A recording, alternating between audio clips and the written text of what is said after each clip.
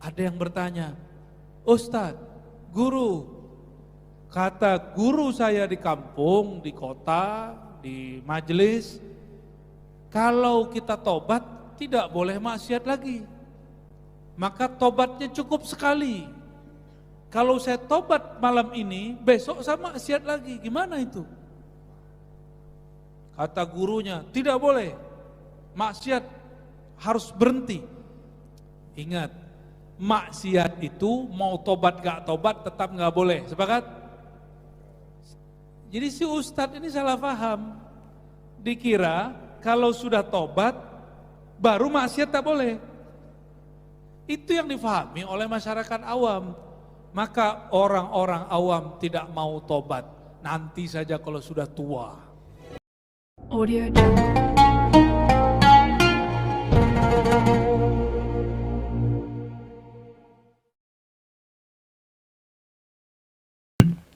السلام عليكم ورحمة الله وبركاته. الحمد لله الذي أعطانا نعما كثيرة، والحمد لله الذي أعطاني وإياكم الكوثر فأمرنا بالصلاة والنهر، والصلاة والسلام على حبيبنا المصطفى سيدنا محمد سيد الأولين والآخرين وعلى آله وأصحابه ولبيته وذريته أجمعين. Sahabat-sahabat dimuliakan Allah, saya mau tanya, Allah itu mampukah mengabulkan doa dari semua hamba meskipun hamba itu tidak melakukan apa-apa? Ya. Saya mau tanya lagi, Allah itu perlukah amal kita? Jadi kalau kita sedekah untuk Allah atau untuk kita? Ya. Maka sedekah itu tidak boleh menambah ikhlas. Ikhlas itu harus tetap. Ikhlas itu gak boleh berubah-ubah. Inilah maksud Imam Asy'ari mengatakan iman la yazid wa la yankus. Iman tidak boleh bertambah, tidak boleh berkurang. Tidak boleh bertambah dengan taat, tidak berkurang dengan maksiat. Maksudnya apa? Iman gak boleh berubah-ubah. Kalau dia berubah-ubah, nanti kalau maksiat batal imannya. Inilah yang terjadi pada Barsisa, karena Barsisa itu merasa imannya tinggi karena banyak amal. Barsisa itu muridnya banyak. Saking banyaknya, murid-muridnya tidak ada tempat lagi di masjid. Pesantrennya luas. Itu murid gak sempat, gak ada tempat, ruang tuh duduk. Lalu murid-murid dia suruh, udah kamu duduk di atas kepala orang. Maksudnya apa? Duduk bukan di bumi, duduknya di atas, di udara.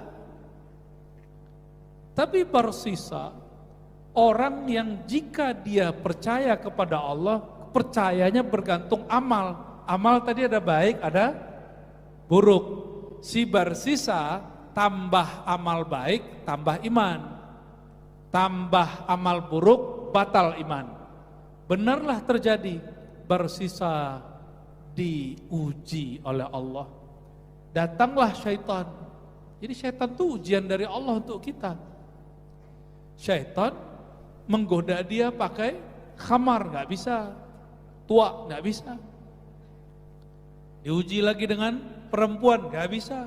Karena dia seorang perempuan. Kalau dia laki-laki, kebalik ya. Barsisa laki-laki perempuan. Diuji dengan lawan jenisnya, tidak mempan, apalagi sesama jenis. Kalau sekarang banyak yang sesama jenis kayaknya dimulai ya. Jadi sekarang itu agak ngeri paman. Ada orang suka sesama jenis itu agak pusing saya itu ya. Semoga Allah menyelamatkan negeri kita, anak-anak kita semua ya. Kalaupun terjadi kita nggak benci, ayo sadar aja sekarang. Kita nggak akan benci pelaku maksiat, kita cuma benci maksiatnya ya. Jadi siapa yang pernah melakukan kemaksiatan jangan merasa hina. Allah selalu buka pintu maaf. Mau nggak datang kepada Allah gitu. Apa kata kawan saya datang, saya ini banyak maksiat. Allah nggak mungkin ampuni saya. Itu yang kafir di situ. Allah tidak mungkin ampuni saya. Dia buruk sangka kepada Allah. Itu kafir itu Pak, harus ulang syahadatnya itu.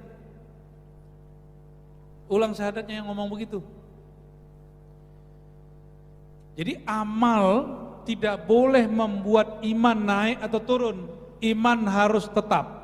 Kepercayaan kepada Allah tidak boleh berubah-ubah. Inilah akidah Ahlus Sunnah wal Jamaah. Ini yang diajar guru-guru kita, sifat 20. Tidak boleh kita berpikir buruk tentang Allah, apapun kejadiannya. Ada kawan kita, dulu masa pandemi, wah pakai masker kemana-mana, tangan cuci. Kalau antri di Indomaret, itu nggak boleh dekat-dekat. Kalau kita dekat, kita langsung dihardik. Kamu menjauh. Social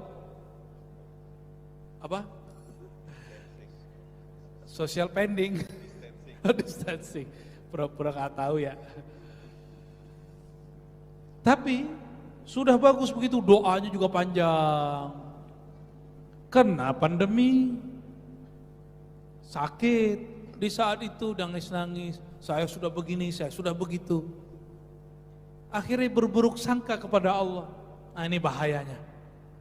Ya, saya kan sudah sholat. Katanya pandemi akan menghinggapi orang-orang munafik. Loh saya munafik dong. Nggak nyambung. Jadi ada orang-orang yang imannya tergantung amalnya. Ini tidak baik. Ya. Kita ulangi ya. Ciri-ciri orang yang tidak ikhlas, dia bergantung kepada amalnya, bukan bergantung kepada Allah. Dia goyang, goncang di saat terjadi maksiat atau bencana. Indonesia kan negeri yang beriman, kenapa masih kena musibah? Itu zaman-zaman pandemi itu banyak yang ngomong begitu. Kita kan sudah sholat, sudah haji, sudah umroh, udah bu hajah, bu haji. Bu umroh disebut gak? Bu sholat, gak ada ya? Tapi kenapa masih begini? Kenapa? Bertanya begitu membuat batal keikhlasannya. Batal keikhlasannya. Untung gak batal imannya. Ya?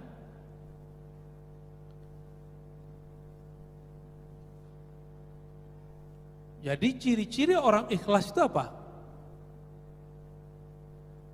Nah ini gak usah jauh-jauh nih, suami istri kalau sudah tulus ikhlas, apapun kurang pasangannya diterima. Cintanya gak berubah. Itu ke makhluk loh. Ke makhluk. Kepada makhluk cinta tidak berubah. Meskipun pasangannya dulu rambutnya hitam sekarang putih. Dulu wajahnya kenceng sekarang sudah turun. Kena gravitasi bumi, ditarik sama bumi ya. Dulu nggak usah pakai bedak, sekarang udah pakai bedak tetap aja juele. Tapi kalau sudah cinta, yang dicintakan bukan fisik. Cinta fisik itu cuma awal bertemu. Pertemuan kedua, ketiga yang diperhatikan adalah bukan muka lagi, tapi akhlaknya. Maka saya sering tanya, maukah duduk bersama orang cantik nih bapak-bapak ya? Mau gak duduk sama orang cantik tapi ketus, tau ketus? Judes, kata-kata kasar. Kita duduk cantik, seksi, apalagi istilahnya Pak? Bening, ibu yang ngasih istilah Bu ya, bukan saya Bu ya. Duduk, montok gitu ya. Tapi, ngeliat apa lo? Ngeliat gua. Wajah cantik, tapi lidahnya kasar. Mau? Gak mau ya? Ada orang wajahnya biasa, tapi gak jelek, biasa. Ngomongnya luar biasa. Kita lebih nyaman bicara 2 jam dengan dia daripada 2 detik bersama perempuan cantik, tapi lidahnya kasar. Kenapa? Yang dipandang batinnya. Nanti pasangan yang begini, rambut sudah berubah, muka sudah mulai keriput, tapi yang muncul bukan benci, karena cintanya bukan berdasarkan fisik pasangannya, cintanya berdasarkan ketulusannya.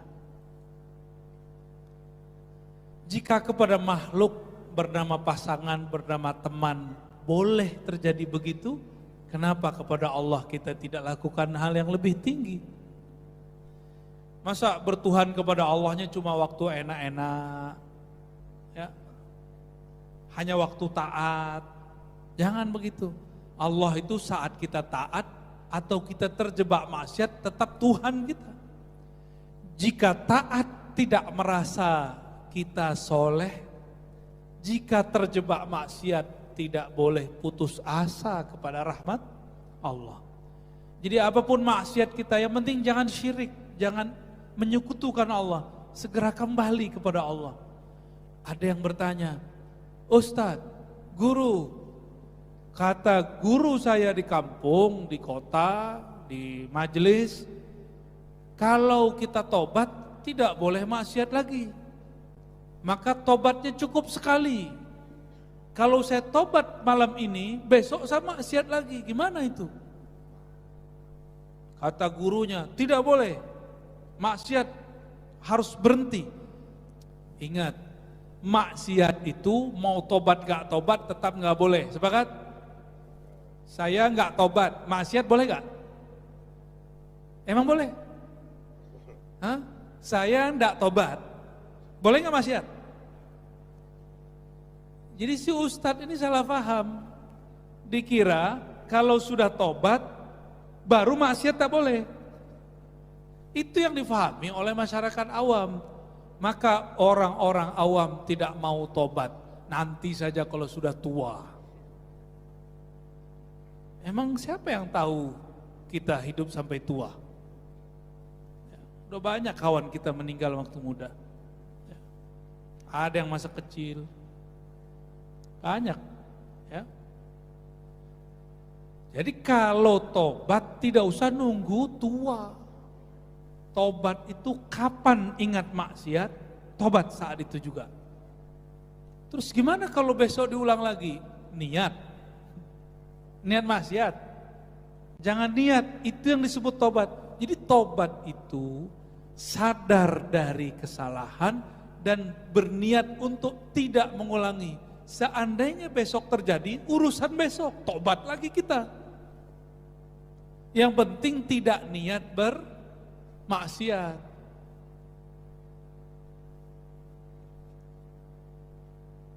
Ada maksiat bikin candu, tapi setiap selesai melakukannya nyesel. Itu banyak maksiatnya, ya. Mungkin masing-masing punya pengalaman itu. Ada suatu maksiat bikin candu, tapi baru saja selesai menyesal. Nah, ingat-ingat saja itu apa ya, saya nggak usah sebut karena ada yang jorok-jorok soalnya, ada yang mesum-mesum. Ketika menyesal, setan datang. Nanti aja tobatnya, besok kamu begitu lagi. Tapi kadang setannya minjam lidah ustadz, nah ini yang bahaya.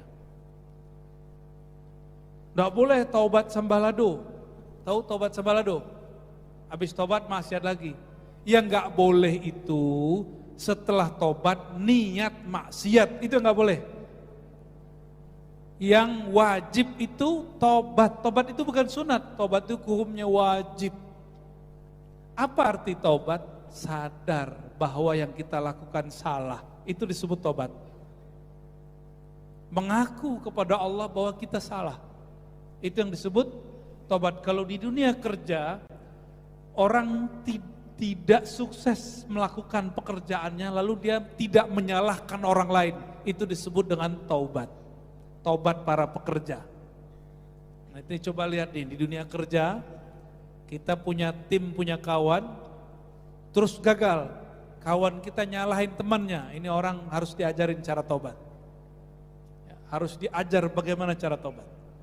Nah, Bapak Ibu yang bukan Allah, adik-adik sekalian, tobat hukumnya apa? Wajib, tidak boleh ditunda. Yang tidak boleh satu lagi apa? Berniat mengulang maksiat. Kita tobat malam ini, besok ada yang tahu apa yang terjadi? Kita tidak tahu apa yang terjadi. Karena kita tidak tahu apa yang terjadi, apakah hidup atau mati, apakah taat atau maksiat, maka tidak boleh menghukumi untuk esok hari. Ya. Inilah kenapa seorang pembunuh Algojo di zaman Bani Israel, dia membunuh 99 orang, datang ke seorang ulama. Ulamanya panitia neraka. Tahu panitia neraka? Ya. Orang belum masuk surga, belum masuk neraka, sudah cam orang, ini kamu ahli neraka, kamu ahli neraka. Banyak gak Ustadz begitu hari ini? Guru-guru jadi sekolah banyak begitu. Ini kalau ada yang guru, tolong jangan mengajar murid menjadi seperti panitia neraka. Cukuplah malaikat Malik menjadi panitia nerakanya.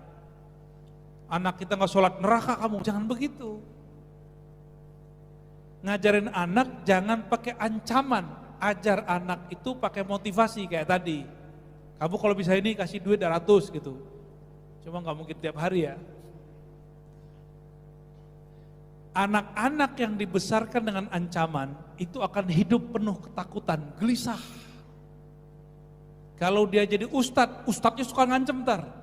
Ini coba ntar lihat nih, ada ustadz suka ngancem, itu dulu suka diancem sama gurunya, sama bapaknya, ibunya, pakai rotan. Kamu kalau nggak sholat nih rotan nih. Tapi ada orang yang dibesarkan dengan kasih sayang. Ya. Ada yang pakai apresiasi. Kamu sholat, kamu puasa. Ini adik-adik kemarin puasa nggak? Bulan puasa kemarin? Puasa? Berapa hari? 31 hari? Ya. Ada berapa hari puasanya? Lupa. Nah, pernah nggak ngomong kepada anak?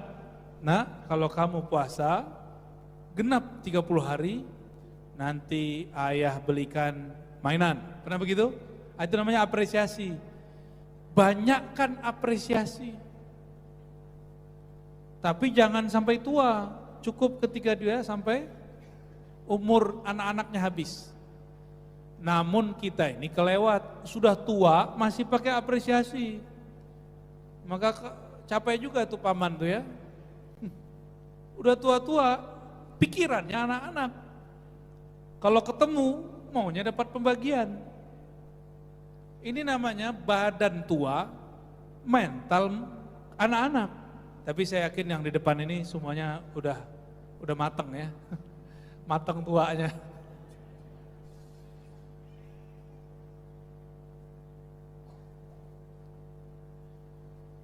Nah, kembali ke sini ya.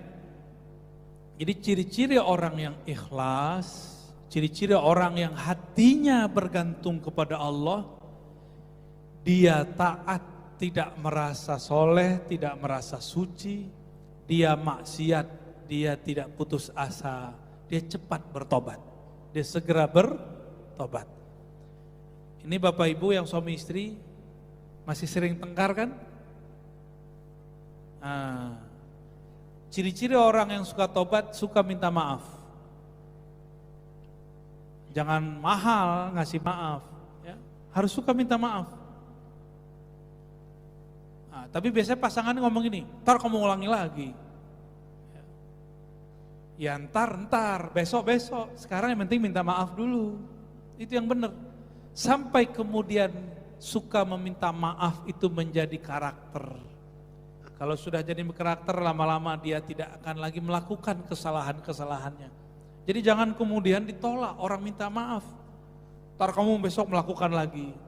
Ya, jangan begitu. Allah tidak begitu kepada kita. Allah itu menyebut dirinya Tawwab. Ini sering saya bahas ya. Tawwab.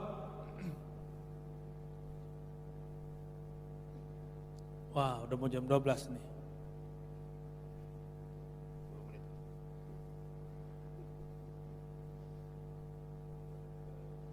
Tawwab. Tawwab, ini ada tasdidnya. Apa arti tawwab? Kalau di terjemahan, yang maha menerima taubat.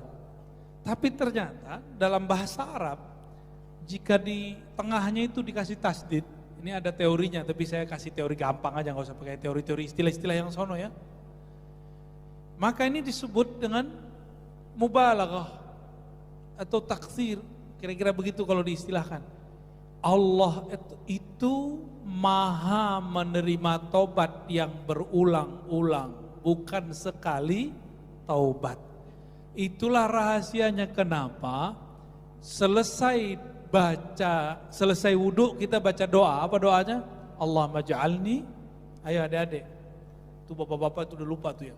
Allahumma ja'alni minat tawwabin. Ada kalimatnya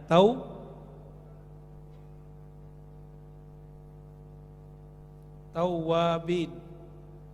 Ya Allah, jadikan aku orang-orang yang tawwabin. Apa arti tawwabin? Orang yang suka mengulang-ulang tobat. Kenapa suka mengulang tobat?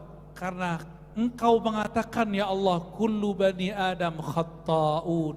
Semua anak manusia pasti banyak salah. Ar-Razi, kata orang Ustadz Buya, apa itu kata orang, tapi saya ini banyak salah, banyak dosa, baik lisan, mata, semua. Allah tawwabin, Allah maha menerima taubat yang berulang-ulang. Karena maksiat itu candu, Allah mengerti, maka Allah mengatakan, aku maha menerima taubat berkali-kali. Harapannya jangan candu maksiat, tapi candulah taubat. Kecanduan bertobat. Nabi berapa kali bertobat setiap hari? 100 kali. Saya tanya, Nabi punya dosa enggak? Enggak. Tapi Nabi merasa berdosa. Maka tawwabin ini maknanya orang yang merasa banyak dosa. Itu makna tawwabin. Orang yang merasa banyak dan berulang-ulang buat dosa. Itulah juga perbedaannya antara tawwabin dengan kelompok yang disebut di dalam kitab ini. Orang yang merasa sok suci dengan sholat-sholatnya. Orang yang merasa sok benar dengan pemahaman-pemahamannya. Orang begini tidak disebut tawwabin. Ya, tawwabin ini kalau salah ngaku salah. Kalau salah minta maaf. Jika ada orang mempermasalahkan dia kemudian minta ampun kepada Allah. Ini disebut tawwabin. Maka saya mengajak semua yang hadir malam ini termasuk diri saya sendiri. Jika Rasulullah tidak berdosa tapi beliau merasa berdosa, malam ini saya mau tanya, apakah ada di antara kita yang tidak berdosa? Oleh karena itu kita wajib merasa banyak dosa. Jika demikian wajib bertaubat. Nabi tidak berdosa berapa kali sehari? 100 kali bertobat. Seharusnya kita 5 waktu 500 kali. 100 seharusnya. Tapi Nabi tidak wajibkan. Cukup habis sholat 3 kali. Ya. Jadi nanti kalau habis sholat nih adik-adik, jangan langsung berdiri. Habis sholat istighfar dulu, astaghfirullah. Bagian terakhir ya. Bagian terakhir. Dosa itu ada 3 macam. Ada 3 tingkat. Ada dosa awam. Kebanyakan kita menganggap dosa ini, dosa awam. Orang awam menganggap dosa mata, telinga, lisan, tangan, kaki, kemaluan, dosa nilep duit orang, itu dosa menurut orang awam. Itu benar. Akhirnya jika ada orang yang rajin sholat, dia merasa nggak berdosa. Jika ada orang nggak korupsi, dia merasa sudah nggak dosa. Tapi dia lupa bahwa ada dosa yang di atasnya, ya, dosa khawas. Khawas itu khusus. Apa dosa khawas? Dosa kolbu. Sholat udah, tapi hati merasa iri nggak dengan orang lain? Ada perasaan iri, kok dia dapat bantuan saya tidak? Iri berarti kolbunya berdosa. Ini dosa khawas ya, iri. Coba yang duduk sekarang, ada gak terbersit di hatinya merasa lebih baik dari teman di sampingnya? Terbersit saja, pasti ada. Merasa lebih baik, merasa lebih cantik, merasa lebih soleh. Jika itu muncul disebut sombong. Itu disebut apa? Sombong. Sudah tobat belum dari dosa sombong? Sudah tobat belum dari dosa iri? Dengki, nah itu masuk situ. Tadi sholat nggak? Sholat, benar. Dalam sholat ingat Allah atau lupa?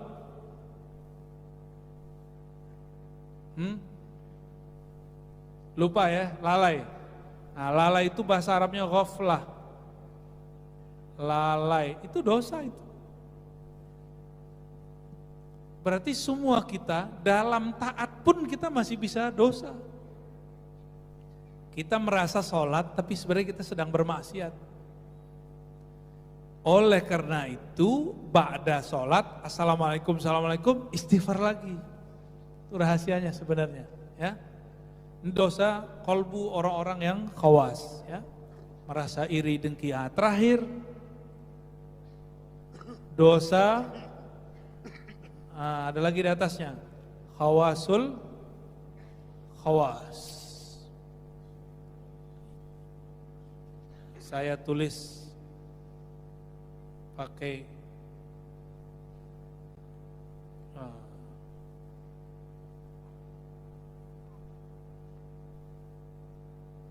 keke aja, khawasul khawas.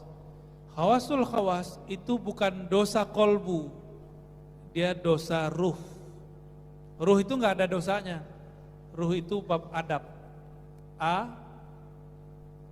Adab.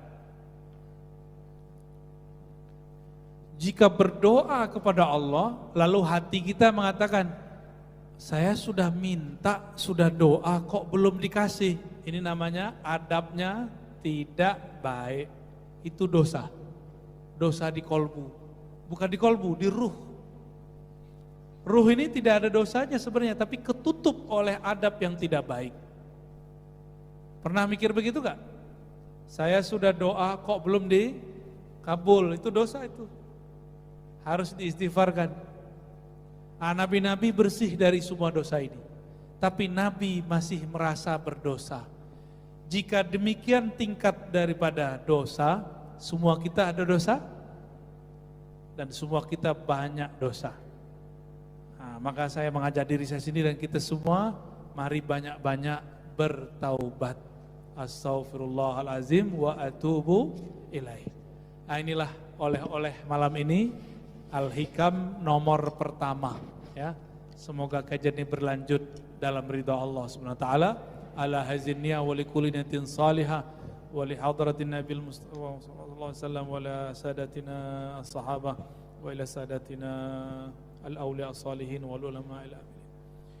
Khususan Sayyidi Syekh Abdul Qadir Jilani Kutub Rawani, Sayyidi Syekh Abdul Hasan Syahid, Sayyidi Syekh Muhammad Abdul Hakim Samani, Sayyidi Syekh Ahmad bin Idris al-Idrisi, Sayyidi Syekh Ahmad Muhammad Arsyad al-Banjari, Sayyidi Syekh Abdul Samad al-Fani, wa Sayyidi Syekh Muhammad Zani. Al-Fatiha. A'udzubillahi minasy Bismillahirrahmanirrahim. Siratal ladzina an'amta 'alaihim ghairil maghdubi 'alaihim waladdallin. Amin. Wa sallallahu ala sayyidina Muhammad. Assalamualaikum warahmatullahi wabarakatuh.